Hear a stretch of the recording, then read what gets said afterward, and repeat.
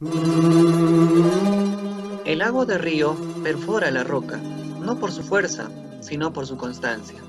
Ingeniero Flores Ramos Gastón y compañeros presentes, muy buenas tardes con cada uno de ustedes. Somos el grupo número 2 con el tema exploración y muestreo en depósitos aluviales. Bien, a continuación vamos a presentar las exposiciones de los integrantes del grupo.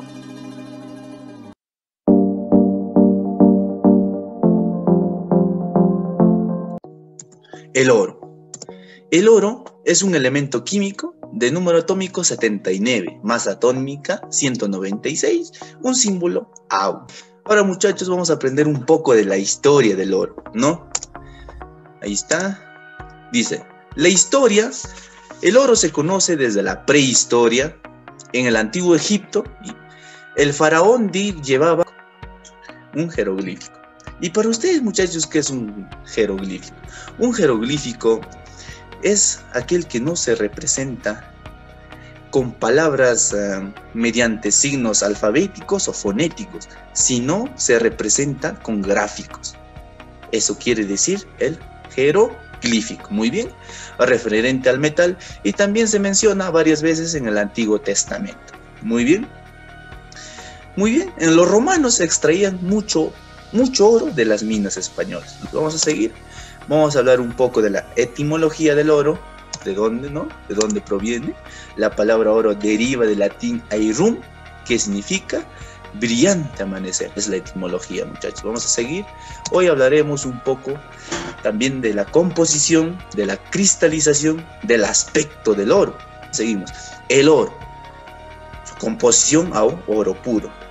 Puro como el corazón de los mineros. Muy bien, una cristalización cúbica hexaoctaédrica, aspecto filiforme dendrítico reticular. Vamos a seguir. Ahí tenemos un poco de las imágenes, ¿no? Un huevo de oro, su cristalización, un aspecto filiforme dendrítico. Vamos a seguir. Ahora vamos a hablar un poco de las propiedades de oro.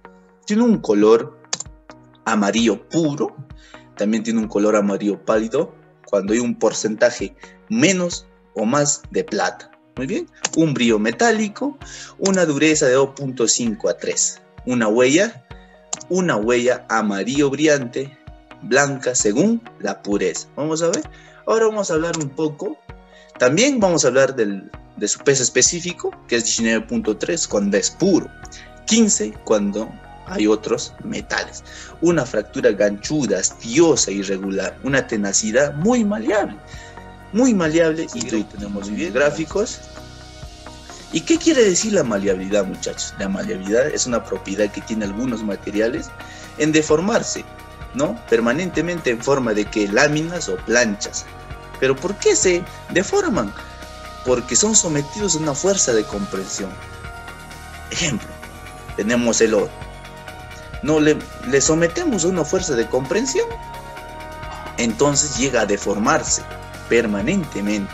¿En forma de qué? Láminas o planchas. Tipos de depósitos en el Perú. Tenemos depósitos en mantos con cuarzo y oro en esquistos.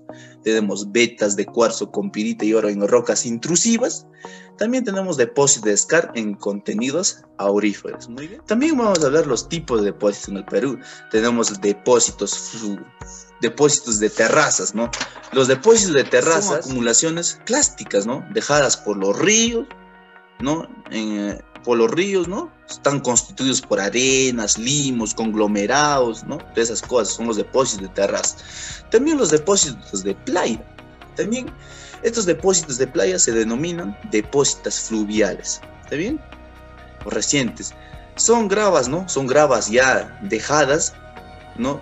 Dejadas periódicamente. Son gravas ya. Vamos a seguir.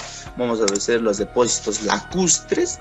Son aluviones depósitos con acumulaciones extensas en formas de lagos, ¿no?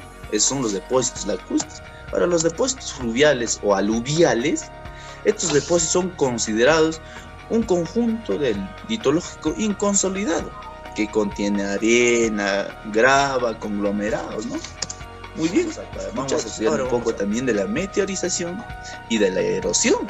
Muy bien, ¿qué es la meteorización? La meteorización dice que Los principales agentes de la meteorización son las aguas cargadas con oxígeno, dióxido de carbono, sales y ácidos, los cambios de temperatura y los efectos biológicos. Ahora, la erosión. Después de la meteorización viene la erosión. Entonces, el proceso de erosión comienza cuando el material meteorizado es removido de la roca madre, ya sea como material rocoso disuelto en aguas circulantes o como fragmentos desplazados.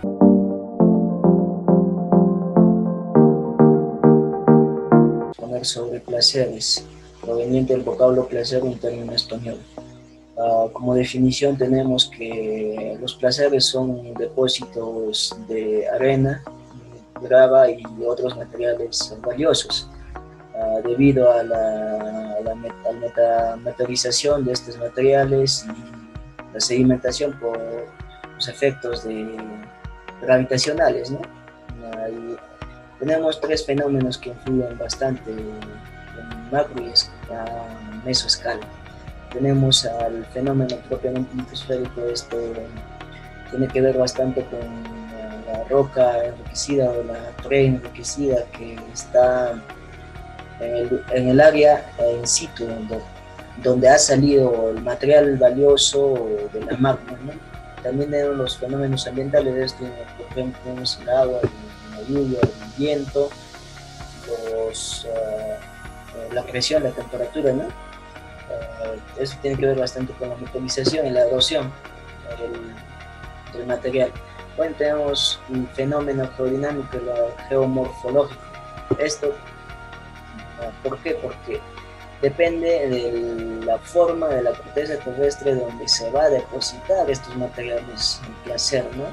No se va a depositar, por ejemplo, en la punta del cerro, ¿no? Porque no va a llegar. ¿Cómo va a llegar este material a la punta del cerro, a la cima? Sino más que nada en los valles, ¿no? Se van a depositar. O a lo largo del lecho de los ríos, o en la laguna, o el mar, ¿no? Bueno, características. Contiene por lo menos un elemento valioso, claro que tiene que contener uno o más, ¿no? El mineral está libre de la roca matriz, o sea, por ejemplo, si vamos a hablar un depósito de placer con grava, el material no va a estar incrustado ni va a formar parte de la grava, sino va a estar independientemente. El metal valioso se encuentra concentrado en contenidos económicos. Esto más que nada tiene que ver con lo que es el valor recuperable del material, ¿no?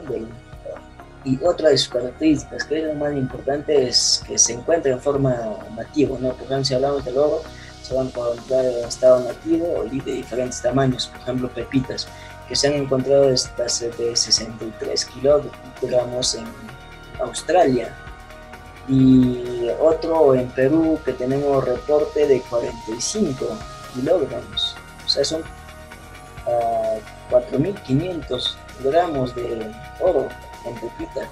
Es algo bastante importante este tamaño, ¿no? Bueno, aquí tenemos los tipos de placer. Muchachos, acá vamos a hablar simplemente de forma, por ejemplo, el placer residual, que se forma por la descomposición del material in situ o la roca matriz por efectos de meteorización o la erosión, ¿no? Y de ahí se van a ir transportando por efectos ambientales como el agua o el viento, ¿no? Y se van depositando consecuentemente en placeres eluviales, después para llegar a los ríos, ¿no? Y esto ya tiene que ver bastante con el tipo de placer coluvial. Y aquí vamos a tener subdivisiones que son, por ejemplo, placeres de terraza. Otro vamos a tener placeres de playa, o también conocido placeres recientes, o que es el placer de flujo, que se va a explicar en la siguiente imagen. Pero antes, el placer de playa, placeres de playa, tienen que ver bastante con lo que es el aumento del caudal del río en las épocas de lluvia, ¿no? Ahí es lo que se va a sedimentar. Y si hablamos del placer coluvial, estamos hablando con la interacción del deshielo del agua o del hielo el viento y la gravedad específica del material. Gracias a ello se va a depositar, por ejemplo, en esta parte. ¿Por qué se deposita o se queda aquí el material valioso? Porque tiene una gravedad específica más alto que los demás materiales que siguen siendo transportados, ¿no? Aquí vamos a tener, por ejemplo, los placeres de flujo, cómo se depositan, cómo se sedimentan, ¿no? Por ejemplo, aquí, si el flujo del río va en o sea, de esta manera, entonces en los recodos, la parte interna de los recodos se va a depositar. ¿Por qué? Porque el agua disminuye la velocidad en esta parte y su velocidad va a ser mayor en la parte externa. Entonces, por ello que se deposita. O sea, este mismo principio también se aplica aquí. La velocidad del flujo es mayor y menor. Mayor en esta parte y menor en esta parte. Entonces, por el impacto va a ser mucho menos todavía en esta parte del depósito. Por eso es lo que se sedimenta en esta parte. De igual manera, en los demás formas de depósito, o sea, el efecto de fluido, ¿no? Aquí vamos a tener placeres litorales o de marina. Aquí, por ejemplo, si vamos a tener la roca matriz, por ejemplo, el oro, tenemos aquí. Se va a meteorizar y va a ser transportado por las lluvias, por el agua de las lluvias, y va a llegar hasta los ríos. Y los ríos siguen transportando el material. Cuando transportan, llega a toda esta parte, ¿no? Y va a llegar, ¿por qué placeres litorales? La parte litoral del océano está entre intermareal y el terrestre, o sea, toda la costa. Desde aquí, toda esta parte. Y toda esta parte a la vista, ¿no? Todos los sedimentos en esta parte. ¿Cómo se sedimentan en las deltas? Por ejemplo, tiene que ver bastante con la gravedad específica del material y también esto implica la gravedad específica. Por ejemplo, los materiales más pesados se van a depositar en la orilla, ¿no? Y los materiales menos pesados van a ir a lo profundo del mar, donde se están también depositando y forman sedimentos o estratos en diferentes épocas, ¿no? Al más profundo el sedimento es más antiguo y el más reciente está en la parte superior. Y tenemos los depósitos lacustres. Esto tiene que ver bastante con, o sea, las formaciones o la desembocadura de los ríos en las lagunas. Por ejemplo, forman las deltas donde se van a depositar. Por ejemplo, si hablamos como ejemplo del oro, el oro se va a depositar en esta parte, ¿no? Que es más pesado, y el material menos pesado va a ir hasta el centro o hasta lo más profundo de la laguna y hasta puede llegar a cubrir toda la laguna, ¿no? Y como dice aquí, la laguna tiene unos cuantos miles de años de vida, ¿no? Esto o sea, está directamente implicado con las condiciones climatológicas y también por la acumulación de sedimentos en el lecho lacustre. Gracias a ello podemos encontrar, por ejemplo, placeres de tipo lacustre, depósitos lacustres, para poder explotar, ¿no?, tanto de oro y otros materiales valiosos. Bueno, el río es lo que principalmente trae el material. Claro que no va a llegar al 100% del material a la laguna, sino que se va sedimentando a lo largo de la orilla del río, ¿no? Bueno, eso sería todo con respecto a placeres. Y gracias por su atención. Voy a pasar a mi compañero.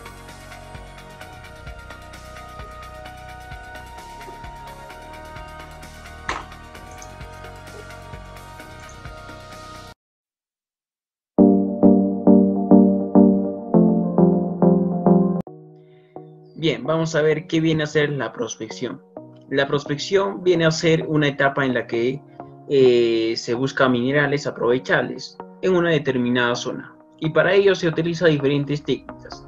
Las técnicas vienen a ser basadas en los estudios geofísicos, geológicos, geoquímicos, entre otras, ¿no? En esta etapa se encuentra o se trata de encontrar anomalías que nos den indicios de que hay una probable mineralización en dicha zona, para luego hacer estudios con mayor precisión. Bien, y la prospección consta de 3 etapas. La primera etapa, a la vez, consta de 3 fases. La primera fase, que viene a ser la prospección básica, donde se realiza el reconocimiento general del área de interés, ¿no? Asimismo, algunas características del lugar, como pueden ser las características geológicas del lugar, ¿no? De la superficie, que pueden indicar que hay una presencia de un yacimiento. Bien. La siguiente fase, que viene a ser la prospección preliminar, en este caso el geólogo estudia, ¿no? Los antecedentes mediante técnicas, y para ello se ayuda con las mapas geológicas, imágenes de satélites, entre otros, ¿no? Y ahora que el aspecto de la tecnología ha avanzado, ¿no? Se le hace más fácil con la ayuda del GeoCATMIN, ¿no? Se puede identificar de manera más sencilla la geología del lugar, entre otras características, ¿no? Donde también se va a desarrollar una exploración básica. Bien.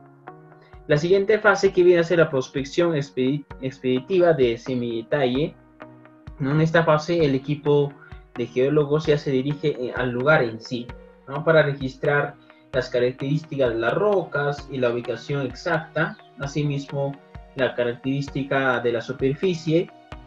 Bien, y para recoger muestras de la superficie, ¿no? Las rocas, para hacer un estudio y asimismo identificar en dichas muestras qué elementos hay, ¿no? Puede ser cobre, oro, entre otros, dependiendo al tipo de yacimiento que se encuentra, ¿cierto?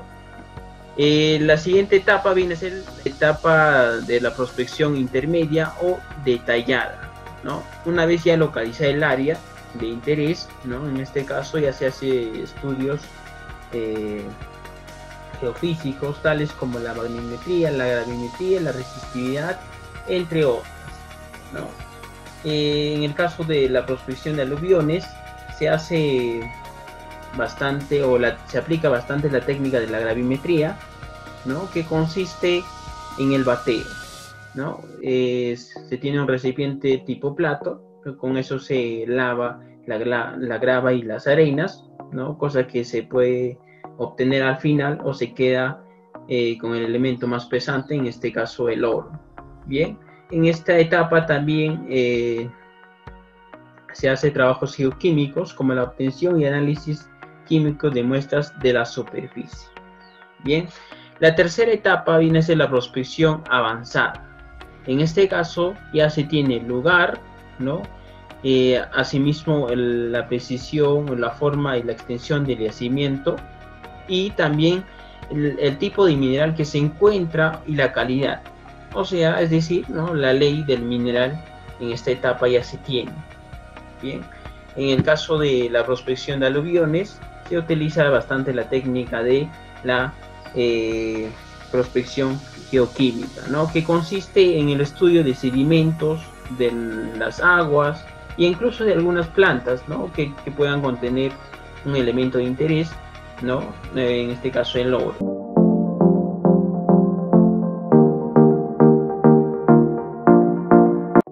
La exploración. La exploración es una de las actividades más importantes dentro del sector minero, ya que tiende a demostrar la dimensión, posición, características mineralógicas y valores del yacimiento mineral.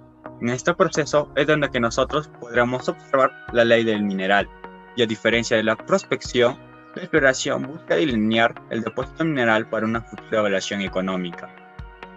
Geomorfología. La geomorfología se basa en el análisis de las características de la corteza del planeta Tierra, donde un relieve alto favorece el flujo rápido de las corrientes, con buen transporte y selección de los sedimentos. En estas condiciones, la erosión es acelerada y las superficies frescas son expuestas con frecuencia a la meteorización, y donde un relieve bajo facilita una meteorización profunda en algunos ambientes. Historia. Se refiere al devenir geológico y minero del área, de tal manera que estos conocimientos nos sea útil en el momento de realizar las tareas de exploración, pudiendo ser de origen reciente o antiguo. Tecnologías asociadas. Hablaremos acerca de la sedimentología y la geofísica. La sedimentología, que se refiere a la manera como se comportan los sedimentos una vez formados. La selección se va desarrollando mejor en forma progresiva, es decir, que a medida que la fuente está más lejos, pero solamente esto sucederá si existe agua corriente suficiente y con bastante energía para transportar los sedimentos en suspensión. La sedimentación está enlazada con la procedencia, la dinámica hidráulica, la geomorfología e historia.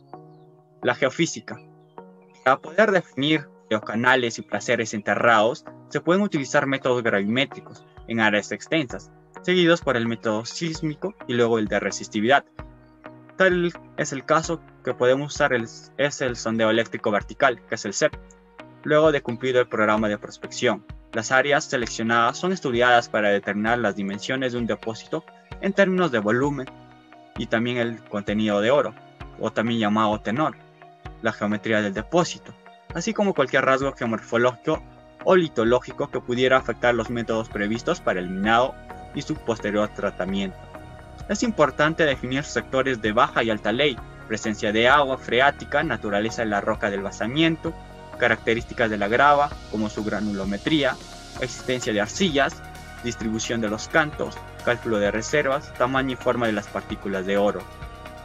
Los objetivos anotados se obtienen durante las etapas de muestreo y evaluación del depósito. En consecuencia, es muy importante el análisis de nuestras muestras obtenidas en el campo, considerado que a mayor número de muestras, la ley promedio obtenida será más representativa.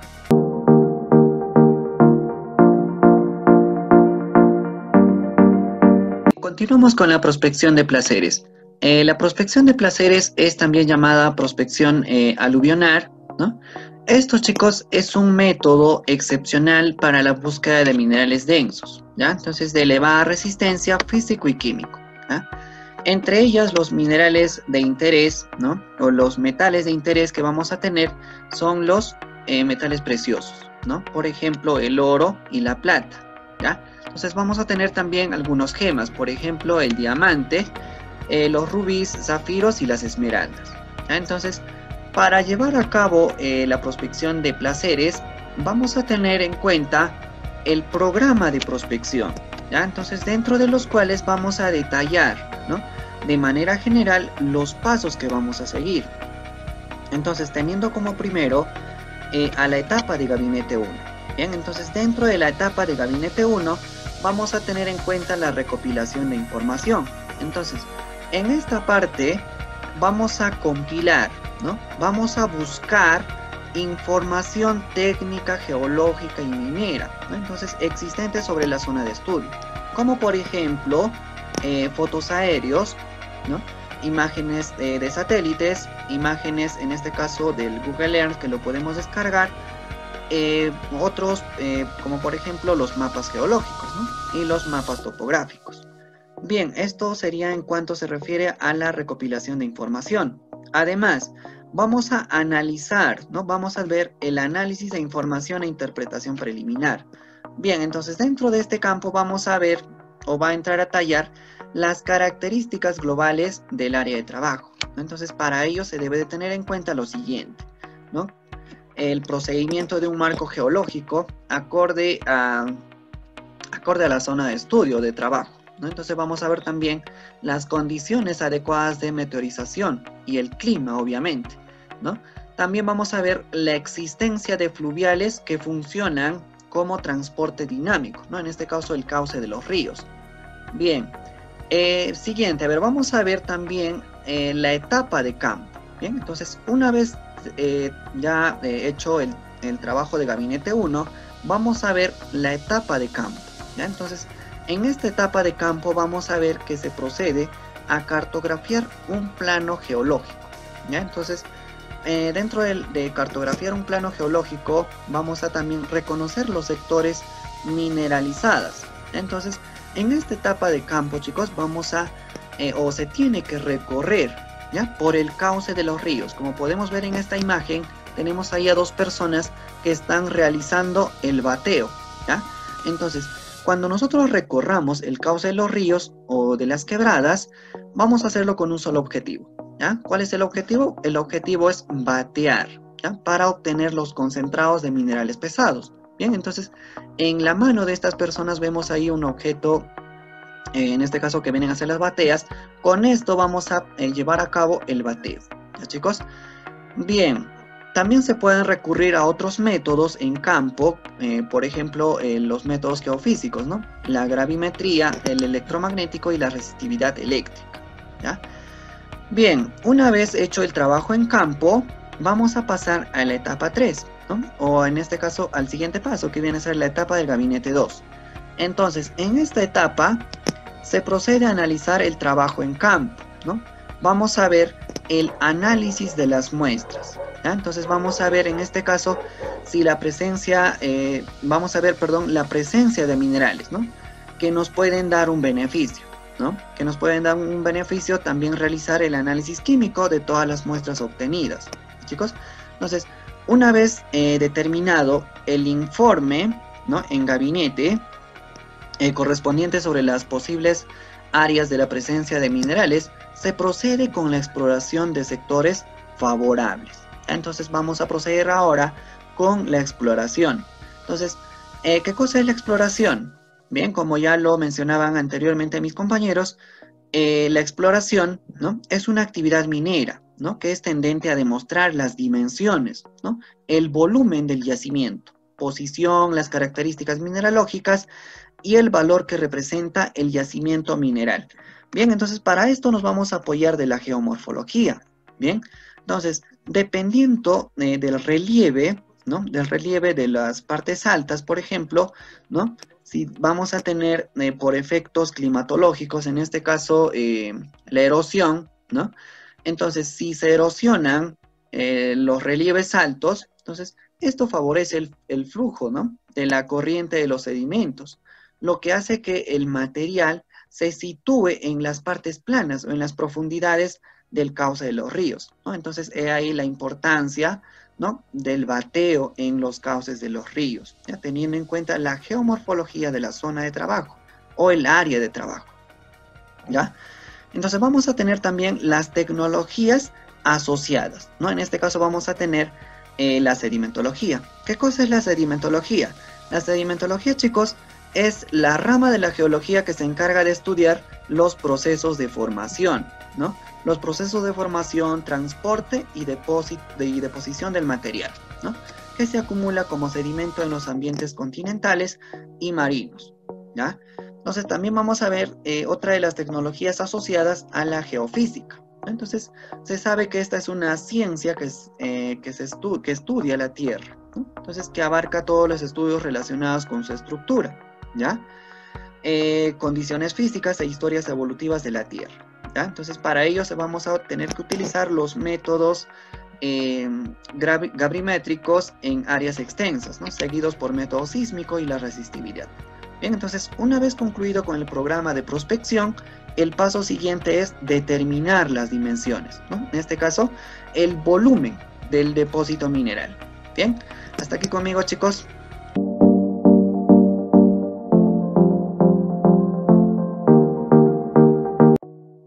Muy buenas tardes, compañeros. Continuando con la exposición, voy a hablar sobre el muestreo en los yacimientos aluviales. Para empezar, nosotros tenemos que definir, pues, qué es muestreo en términos generales o cómo se define el muestreo, ¿no? Pues el muestreo se define como la extracción de una porción representativa de un yacimiento mediante diferentes métodos, ¿no? Para su posterior análisis en un laboratorio. ¿Qué quiere decir esto?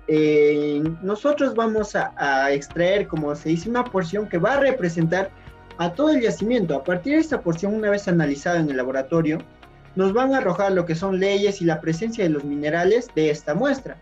Y como esto representa todo el yacimiento, nosotros podemos llegar a la conclusión de que debido a que esta muestra es una muestra representativa, los análisis que nos arrojen del laboratorio son los que contengan nuestro yacimiento, los minerales y las leyes, por decirlo así. En los yacimientos aluviales, el método que nosotros empleamos es la elaboración de calicatas mediante una malla previamente diseñada. Una vez que nosotros obtengamos nuestras muestras, una vez que nosotros tengamos las muestras ya extraídas de las calicatas, vamos a pasar a la codificación y al pesaje. Vamos a pesar y llenar en bolsas de muestreo y vamos a codificar para identificar de qué calicata se está extrayendo la muestra. Como se ve en la imagen, ¿no? También podemos ver en la imagen cómo el geólogo está extrayendo muestras de los diferentes estratos de nuestra calicata.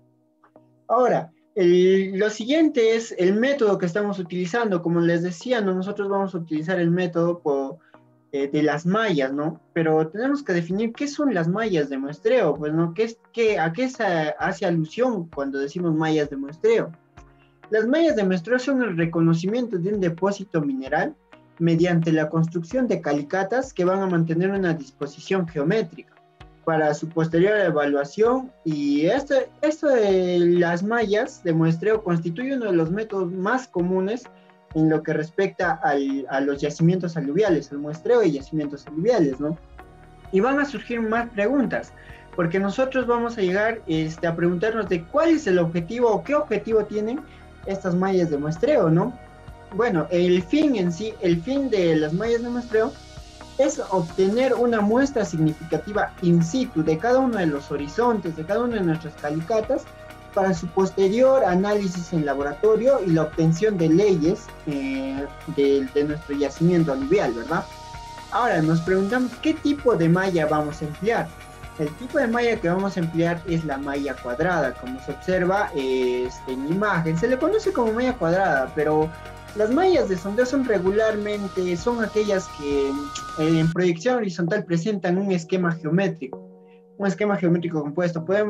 Generalmente son cuadrados o rectángulos, ¿no? O polígonos, pero tienen que mantener la disposición geométrica que previamente les mencionaba, y podemos observar en la imagen, ¿no? Ahora, nos preguntamos también cómo elaborar una óptima malla de muestreo, ¿no? Mucho actualmente se habla de la optimización de los trabajos para la reducción de tiempo y costo. Y a esto va, ¿no? La pregunta, ¿por qué una malla será óptima cuando esta pues, nos proporcione la mayor cantidad de información con el menor gasto económico y el menor tiempo requerido, ¿no? El menor gasto económico al momento también de realizar pues nuestras calicatas o nuestros sondajes, como se dice en términos más conocidos en la geología, ¿no? Y en nuestros sondajes. Bueno, ¿a qué se refiere esto? Como ya bien les decía, la optimización se basa más que nada a lo económico y al tiempo, ¿no? Lo que acá en las imágenes podemos observar es la imagen de la construcción de una calicata a partir de pico y lampa, y la construcción de calicatas mediante una retroexcavadora o maquinaria pesada. ¿Cuál es la diferencia y por qué se basa en estas imágenes la optimización? Debido a que si nosotros nos ponemos a pensar, si nosotros mandamos a hacer nuestras calicatas a pico y lampa, a la larga esto nos va a salir en mucho más tiempo y mucho más costoso, debido a que el personal va a ganar por hornal y van a demorar mucho más tiempo, y no van a hacer mucha profundidad que digamos, o si les pedimos mayor profundidad, pues van a tardar mucho más tiempo. Para optimizar esto, nosotros lo que hacemos es traer una maquinaria pesada, la cual en cuestión de horas pues nos va a realizar toda nuestra malla, ¿no? Nuestra malla de diseño.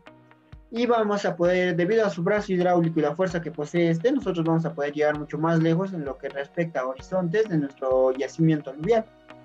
Y gracias a esto pues nosotros vamos a obtener mayor información, ¿no? Y en el menor tiempo posible y con menor gasto económico a la larga, debido a que la contratación pues de un equipo pesado, una maquinaria pesada por horas, nos va a salir más barato que estar pagando a varios personales para que realicen nuestra malla. A esto refiere la optimización de nuestra malla, ¿no? Lo siguiente que nosotros vamos a poder ver es las generalidades de las calicatas en nuestros yacimientos aluviales, como por ejemplo la columna estratigráfica que presenta la mayoría de terrazas aluviales y en nuestros yacimientos aluviales propiamente dicho, que están constituidos por una capa vegetal, una capa de arcilla, una capa de gruesos y una capa de fibra. Ahora, también cabe recalcar que nuestros yacimientos aluviales se encuentran pues, en los cauces de los ríos, ¿no? Por tal razón, estos presentan bastante humedad. Podemos observar ahí un muestreo sacado de nuestros estratos, o podemos decir de la calicata construida, y podemos observar que tiene esta textura barrosa, esta textura arcillosa, ¿no? ¿Debido a qué? A la presencia de humedad, a la filtración de agua, debido a su ubicación, ¿no? Por tal razón, pues nuestra muestra siempre va a salir con presencia de humedad. Ahora, para nosotros llevarlo al análisis de nuestras muestras ya al laboratorio, tenemos que preparar nuestra muestra. ¿Cómo? Una vez que nosotros extraemos nuestra muestra, vuelvo a repetir, nosotros tenemos que pesarlas y llenarlas en bolsas de muestreo. y codificar para identificar de qué calicata hemos retirado esa muestra. Ahí podemos observar que en nuestra muestra, como ya les decía, por la ubicación hay bastante presencia de humedad. Nosotros tenemos que hacer secar nuestras muestras, tenemos que hacer secar para su posterior molido. ¿Y cómo vamos a hacer secarlo? Pues vamos a tenderlo para que seque, pero sin perder la codificación, porque esa es su identificación de qué calicata hemos retirado pues nuestra muestra, ¿no? Y bueno, una vez que nuestra muestra ya haya secado, nosotros vamos a moler nuestra muestra mediante la utilización de un mortero. ¿Y para qué? ¿Con qué objetivo? ¿Con qué fin vamos a moler nuestra muestra, no? Debido a que nosotros vamos a tamizar nuestra muestra y tenemos que tratar de moler para obtener una muestra más homogénea una vez ya tamizado. Nosotros vamos a agarrar nuestra muestra y vamos a tamizar acá como se ve en la imagen mediante la malla número 30 y la malla número 200.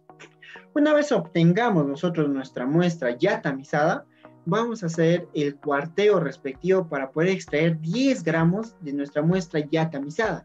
¿Y en qué consiste el cuarteo? El cuarteo pues es extraer, agarrar nuestra muestra ya tamizada, formar un círculo y cuartearlo, hacerlo en 4 partes, ¿no? 4 partes que más o menos estén iguales, y vamos a extraer un cuarto. De las 4 partes que hemos partido o dividido, vamos a extraer un cuarto. En eso consiste el cuarteo. Y vamos a repetir el proceso con ese un cuarto que hemos retirado hasta que nos queden los 10 gramos para su posterior digestión, ¿no? O para su posterior ataque con el agua regia ya en laboratorio. Lo que vamos a hacer ahora es que una vez tengamos ya pesado nuestras 10 muestras ya tamizadas, vamos a poner en bolsitas con identificación con su código para el envío al laboratorio. No tenemos que perder la codificación con la cual ya han venido desde que hemos extraído de la calicata nuestra muestra, ¿no? Como se observa en la imagen, siguen manteniendo la misma codificación nuestras muestras para ya enviarlas al laboratorio y que ya hagan el ataque con el agua regia y lo puedan poner en microondas, y todo eso ya les voy a explicar en un momento. Acá podemos observar cómo están nuestras muestras que están pesadas y vamos a codificarlas y vamos a empaquetarlas para poder enviarlas al laboratorio. Aquí podemos observar que una vez que nuestra muestra llega al laboratorio, lo que hacen es extraer 5 gramos de nuestra muestra para ya hacer la solución conjuntamente con el atacándolos con el agua regia, ¿no? También podemos observar que tenemos una muestra de agua regia de 100 mililitros y ya previamente codificada. ¿Por qué? Porque eso es muy importante. Tenemos que mantener la codificación, que es la identificación de nuestra muestra. Ahora, pues nos preguntamos qué es el agua regia, ¿no? El agua regia es una solución altamente corrosiva y fumante de color amarillo, que está formada pues por la combinación de ácido nítrico y ácido clorhídrico concentrado en una proporción de 1 a 3 partes de volumen, ¿no? Ahora, nuestra agua regia no es muy estable, que digamos, por lo que nosotros tenemos que preparar justo antes de que vayamos a usar nuestra agua regia. ¿Y por qué recibe este nombre de agua regia, no? Porque esta solución es una de las pocas que pues se puede trabajar o podemos trabajar con el oro, con el platino, y por esta razón también recibe su nombre de agua regia, debido a que trabaja pues con los metales regios o metales nobles, como se les llama pues al platino, a la plata nativa, al oro. Por tal razón pues recibe el nombre de agua regia, ¿no? Una vez que tengamos ya nosotros nuestra muestra de 5 gramos de nuestra muestra ya sacada, extraída de la calicata, y nuestra muestra de 100 mililitros de agua regia, vamos a proceder a hacer la solución sin perder la codificación, como se observa en la imagen. Ya ahí tenemos nuestras diferentes muestras que ya están en solución con el agua regia. ¿Para qué? Vamos a tener listos ya esto para el siguiente proceso, en el cual vamos a preparar nuestros tubos de ensayo. Nuestros tubos de ensayo tienen que estar preparados y ya tienen que estar codificados para poder vertir la solución de acuerdo a qué código, con qué código va a ir, para, como ya vuelvo a repetir, que es muy importante mantener la codificación para saber de qué yacimiento se ha extraído esa muestra. Aquí podemos observar cómo el encargado del laboratorio ya está vertiendo la solución en los tubos de ensayo para poder ingresar nuestros tubos de ensayo al microondas, ¿no? El microondas SMMAR6 ya está con los tubos ahí de ensayo para la digestión, ¿no? Que por medio de la técnica de la espectrometría de absorción atómica, pues nos va a botar las partes por millón de oro que tiene cada muestra. Y con esto acá terminaría pues el análisis en laboratorio y ya nos darían los resultados de cuántas partes por millón de oro presenta nuestra muestra, ¿no? Y a partir de ello vamos a volver pues nosotros con la codificación de nuestra muestra y las partes por millón que tenga. Vamos a volver al diseño de nuestra malla, vamos a identificar de qué calicatas han salido y vamos a poder ver, analizando todo eso, vamos a poder ver si es que nuestro yacimiento aluvial del cual hemos hecho pues nuestro muestreo es explotable, ¿no? O no es explotable debido a sus bajas leyes, o tal vez tiene una buena ley que sí nos hace rentable la explotación de este yacimiento. Bueno, colegas, con esto estaría terminando mi exposición. Agradecerles por la atención prestada. Fríos días de socavón, noches de tragedia, desesperanza y desilusión se sienten en mi alma.